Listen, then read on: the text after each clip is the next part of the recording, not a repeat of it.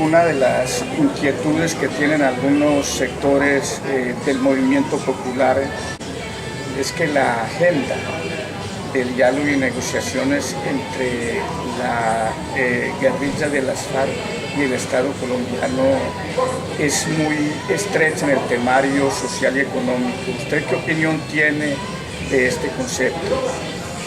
Yo lo que creo es que lo que se ha buscado es una especie de lineamientos generales que necesariamente tienen que ampliarse y abrirse en la discusión, en el debate, y sobre todo se tiene en cuenta que falta un actor muy importante que es la sociedad en su momento, porque ni la sociedad se siente representada totalmente en la insurgencia, ni tampoco mucho menos en el gobierno. Esa agenda y ese espacio que se tiene que abrir seguramente va a abrir nuevos elementos de discusión, como por ejemplo lo que tiene que ver con el paramilitarismo como tal, lo que tiene que ver con las discusiones que se dan alrededor del sistema político colombiano, que están esbozadas ahí, pero que seguramente van a ir más allá en lo que tiene que ver con un sistema político unicameral o un sistema político semipresidencial, e igualmente en el tema de lo que tiene que ver con una real reforma rural, pero también el tema de la vivienda, el tema en general de los derechos sociales, políticos y económicos. Yo creo que eso se puede garantizar teniendo dos elementos fundamentales en mi criterio. El primero, no creo que pueda avanzarse mayor cosa frente a la opinión pública que avale el proceso si no se decreta un cese bilateral. Y segundo, que creo que es muy importante la presencia de la sociedad civil en los meses de acuerdos, porque lo otro es simplemente como una búsqueda de apaciguamiento del gobierno hacia la guerrilla. A propósito, usted ha hablado de la necesidad de un cese al fuego, pero parece que el Estado colombiano se opone a un cese al fuego. ¿Será que quiere llevar a una guerrilla arrinconada a la mesa de negociación y de pronto dar golpes contundentes con la teoría de que hay que derrotarla primero militarmente antes de llegar a una firma de unos acuerdos? Lo que pienso es que realmente el no cese al fuego puede dar lugar a lo que ha pasado en otras épocas como en el Caguán, que se va deslegitimando la apuesta de salida política por los ataques, por los enfrentamientos, por lo que significa una insurgencia contra el Estado actual y el Estado contra la misma insurgencia, donde en Colombia ya hemos visto claramente el nivel de degradación humanitaria que se ha llegado. Por eso es muy relevante para nosotros, colombianos y colombianos por la paz, por ejemplo, que enviamos al principio de este año exactamente una solicitud a las partes para que se decretara un cese bilateral. Las partes de la insurgencia, tanto el ELN como el FARC, contestaron abiertamente que estarían de acuerdo. El gobierno tajantemente dijo que no.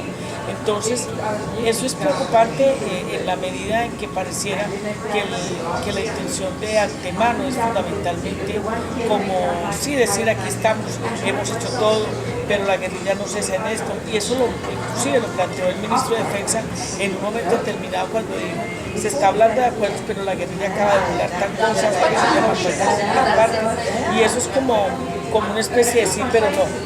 E igualmente cuando plantea una paz express, también a uno le da la sensación de que este es un anuncio para validar una imagen caída del gobierno, pero que realmente pareciera que en el fondo es muy poco lo que se espera de la negociación. La mejora minero-energética, la política de restitución de tierras, la política de combate a los grupos paramilitares no avanzan en el sentido de que allanen el camino. El gobierno sigue con una agenda que implica descargar toda la crisis del sistema sobre los hombros de los trabajadores y del movimiento popular. No se coloca esto como un obstáculo muy pesado hacia el avance de unas negociaciones que lo que necesitarían sería allanar más el camino por parte del Estado en reformas económicas, sociales y políticas desde ya para ambientar el diálogo con la insurgencia. Bueno, creo que tengo muy poco que agregar a su pregunta, porque usted no ha respondido absolutamente todo. Yo lo que diría claramente es que el equipo de gobierno que está nombrando precisamente el presidente es un equipo neoliberal que difícilmente va a dar cabida a otro tipo de discusiones. Las reformas recientes que se han hecho en el Congreso a nivel de la Constitución no posibilitan una movilidad en términos de una agenda que busque transformaciones profundas, y la concesión cada vez más clara de licencias a las multinacionales en la extracción minera energética del país dan cuenta que realmente lo que pretende el gobierno son matices o barnices frente a las reformas que requiere, y eso pues obviamente va a generar debates muy serios que, reitero, no solamente preocupan a la insurgencia, preocupan a sectores importantes de la sociedad colombiana. ¿Usted cree que un conflicto que lleva más de 50 años, me refiero al conflicto armado, pueda resolverse, solucionarse en los 6 meses más o menos que viene colocando como plazo el presidente Juan Manuel Santos? No, yo no lo creo. Yo creo que además hay temas fundamentalmente difíciles, como por ejemplo la privatización de la educación, la privatización de la salud, la muy poca posibilidad de las reformas que tienen que ver con las concesiones a las multinacionales mineras, las nuevas reformas del Código financiero del país, pues no pareciera que fuera factible echarlos para atrás en 6 meses, ni que tampoco hubiera esa intención. No en vano ponen a negociar al presidente del gremio empresarial, pero del otro lado no dejan llegar a la mesa a los sectores populares que no solamente están representados en organizaciones campesinas o indígenas o negras, sino también en aquellos que han visto afectados sus intereses a través de los tratados de libre comercio. O sea, no creo que realmente en 6 meses se pueda abocar una discusión de fondo que transforme al país en términos de garantías sociales y económicas. Tengo que hacerle otra pregunta prácticamente obligada. El caso de Simón Trinidad como miembro de la mesa de negociaciones en nombre de las FARC ha levantado polémica en distintos círculos. Es que es de verdad imposible que pueda participar no desde las rejas de la prisión, sino por fuera de las prisiones norteamericanas. No, imposible no es. Si el presidente lo quiere, se puede lograr, y se puede lograr a través de una figura que se llama provisional parole, que es poner la ejecución de la pena a que la termine o a que la pague nuevamente, le siga pagando en Noruega, con una prerrogativa especial, es que pueda estar de cuerpo presente en las negociaciones, que pueda salir de la cárcel, dormir en las cárceles, y que haya un compromiso del gobierno de Noruega. No creo que Simón Trinidad se vaya a volar en Noruega, y que el IMPEC gringo o la instancia que tenga que ver con el manejo de las cárceles y todo este tipo de decisiones, pues que se trasladen con él a Estados Unidos y lo logren. Estados Unidos está desde el principio de la negociación y de los acuerdos. Creo que podría ser un miramiento especial en razón de la importancia que tiene la posibilidad de lograr acuerdos políticos en este proceso. Es muy preocupante la persecución y asedio permanente contra la marcha patriótica por parte del Estado colombiano. Hay ya varios líderes desaparecidos y afiliados de esta organización. ¿Usted qué opina? Pues que desde el principio el gobierno ha sido muy consistente en la persecución a sectores del país que no estamos de acuerdo con su política, que no tragamos entero frente a sus afirmaciones, y que tenemos absolutamente claro que su defensa es del modelo neoliberal, del modelo capitalista, consumista, y de una concentración cada vez más de privilegios.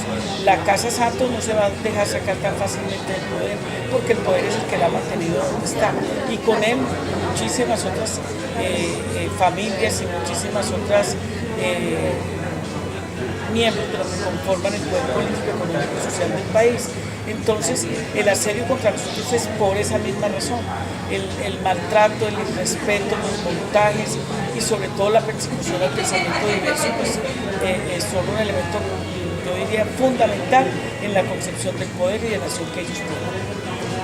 La Corte Constitucional le ha exigido mediante una tutela al procurador Alejandro Ordóñez que rectifique sus conceptos sobre toda esta ley de igualdad de género, del aborto en particular, y otras cuestiones en base a los derechos sociales y económicos de las mujeres, con todas sus reivindicaciones y derechos. ¿Usted qué opina? Parece que no hay mucha garantía que en esas condiciones siga su campaña electoral para ser reelegido. Yo creo que la Corte Constitucional tiene toda la razón.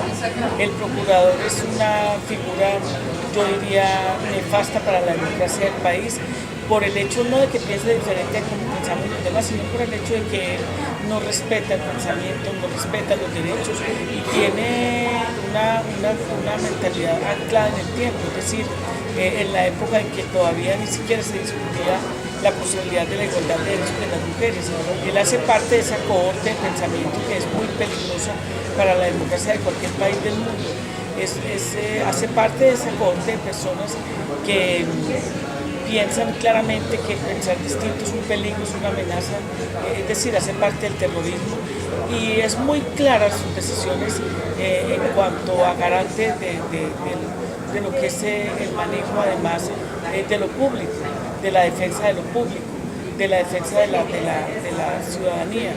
Y en ese orden de ideas, una persona que está totalmente comprometida con el coartamiento de los derechos, con el recorte de los derechos, con el desconocimiento de los derechos humanos de las mujeres, pues obviamente que es muy peligroso. Ahora, en el tema por ejemplo de la paz, yo creo que es un palo atravesado en la rueda, pues que le sirve también a quienes están interesados en que no haya paz, igualmente en un momento determinado al gobierno para que obstaculice o ataje cosas que el gobierno mismo tampoco quisiera que se dieran. O sea, me parece que para la democracia del país es nefasto, es corrupto, además porque se ha demostrado, y que poco flaco servicio le haría a un país bien polarizado y con una premodernidad en términos de lo que significa la democracia profunda. ¿Qué países han visitado y cuáles siguen en su gira?